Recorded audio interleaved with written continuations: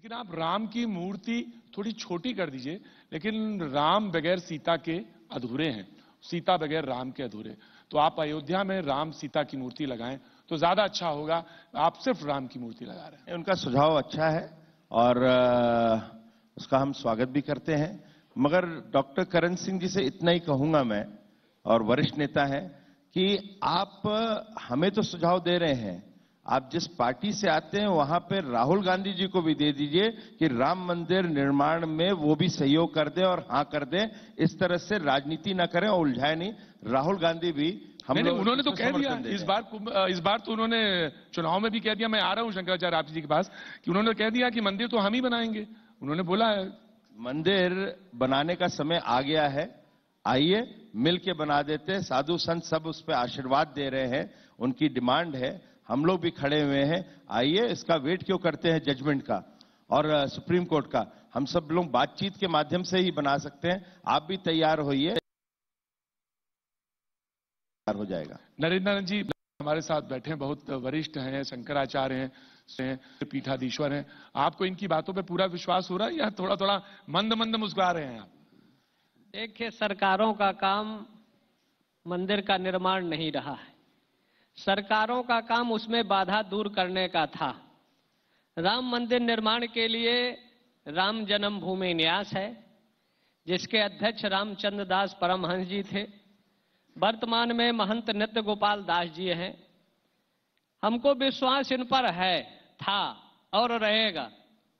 अगर ये राजनीति वो मंदिर के बारे में ना करें, कांग्रेस ने अगर मंदिर अधिग्रहण किया विवाद के अतिरिक्त, तो हम इनसे मांग करेंगे कि वो अविवादित भूमि राम जन्मभूमि न्यास को सौंप दे।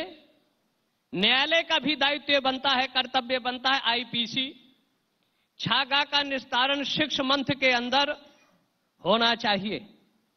समय पर न्याय ना करना सबसे बड़ा अन्याय है।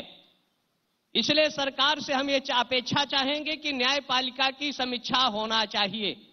इस देश में जो करोड़ों मुकदमे लंबित हैं जनता के, उनका शीघ्र निस्तारण हो, न्यायपालिका की धाराओं में सुधार हो, संशोधन हो जी और जल्दी निस्तारण हो, जो देश हित राष्ट्र हित में हो। बिल्कुल बिल्कुल, मैं आऊंगा। लेकिन मुझे एक सवाल मैंने और पूछा था, और वो पूछा था राम की मूर्ति को लेकर।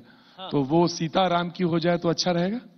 हाँ, स्वागत योग्य है, क्योंकि उसमें तो कोई विवाद नहीं है ना। के बिना ब्रह्म निष्क्रिय है।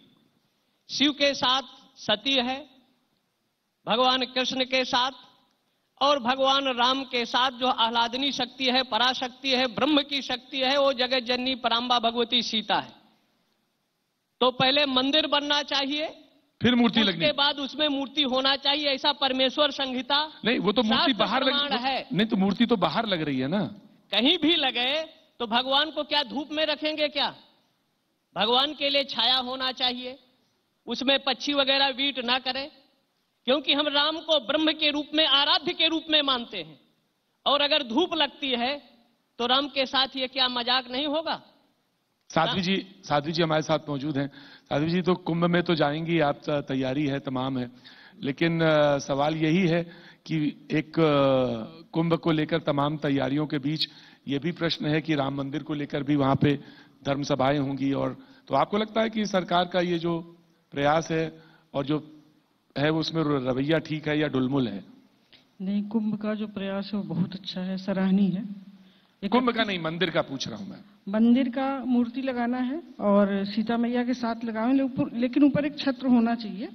और मंदिर मुद्दा तो अलग है, ये मूर्ति मुद्दा है। तो मूर्ति अलग होनी चाहिए, लेकिन सीता जी के साथ होनी चाहिए और उस पर छत्र होना चाहिए। ऐसा नहीं खाली मूर्ति नहीं रखनी चाहिए, तो एक छत्र होना चाहिए। और मंदिर तो हमें उम्मीद है कि भाजपा बनवाएगी, अब देखिए क्या होता है।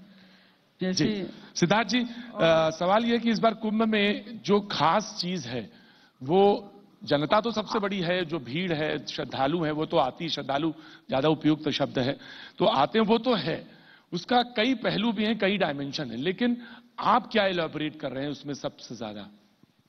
नहीं, देखिए, श्रद्धालु तो है ही है और जो भी कुंभ में आएगा वो श्रद्धालु ही है जी। मगर कुंभ के अंदर हम लोगों ने जो देखा है कि इसका जो प्रचार प्रसार है और कुंभ के जो कारण है उसमें जो साइंटिफिक है, वैज्ञानिक है, वो भी लोगों को समझ आना चाहिए। और ये खाली ऐसा नहीं है कि एक धार्मिक वहां पे लोग इकट्ठा हो जाते हैं और उसके बाद ये कुंभ होता है। जब हम अपने इतिहास में जाते हैं, और आज से नहीं, सालों हजारों सालों जब पहले हम लोग जाते हैं, तो उसके अंदर किस कारण से ये दिन चुना जाता है, क्योंकि इसमें कॉस्मिक रेज आते हैं, प्लैनेटरी मूवमेंट्स होते हैं, उन सबको लेते हुए जब ये कुंभ का तारीख का निर्णय होता है, तो उस दिन आप जो शाही स्नान है वो क्यों उसके दिन चुने जाते हैं? तो अखिलेश जी तो ये कह रहे हैं कि आपने तो कुंभ को ही बदल दिया, कुंभ तो ये अर्ध था, इसको आपने कुंभ बता दिया। नहीं, ये एक कैबिनेट का निर्णय था। ये कैबिनेट का निर्णय ये नहीं है कि सभी पे लागू होता है। उस दिन हमारे मुख्यमंत्री जी का मानना है कि कोई हम लोग की हिंदू धर्म में कोई आधा नहीं होता, वो सब पूरा होता है। तो उन्होंने कहा भाई इसको पूरा कुंभ बोलो और कुंभ बोलो, और जो बड़ा होता है जिसको हम लोग पहले कुंभ बोलते थे उसको महाकुंभ बोलो। तो भाव एक है। ये सवाल सिद्धार्थ जी मैंने आपसे नहीं पूछना चाहिए था, सवाल मुझे शंकराचार्य जी से पूछना था। आप कैसे मान गए? आपके पास तो धर्म की लगाम होती है, आप कैसे मान गए अर्ध कुंभ, कुंभ, महाकुंभ? प्रधानमंत्री जी भी अभी प्रयाग में गए और उन्होंने अर्ध कुंभ करके ही संबोधन लगभग 6 बार से ज्यादा अपने उद्बोधन में किया।